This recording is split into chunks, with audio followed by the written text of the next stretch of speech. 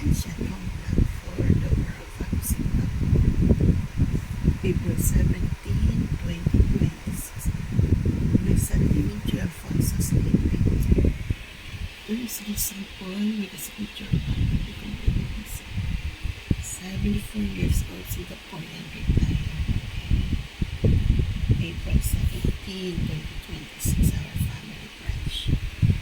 Okay, we're having a being Gisado Filipino style with fried chicken and potato. This is my son sharing. Enjoy falls and Bradford over the This is a chili fried chicken. Chili, okay. Enjoy. Singapore.